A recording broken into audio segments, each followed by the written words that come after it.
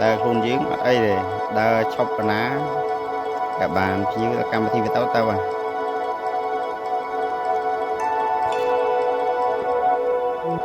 vì bờ cái này ở tu cái miền thì ba spiên hiện tu này ba spiên và lần phun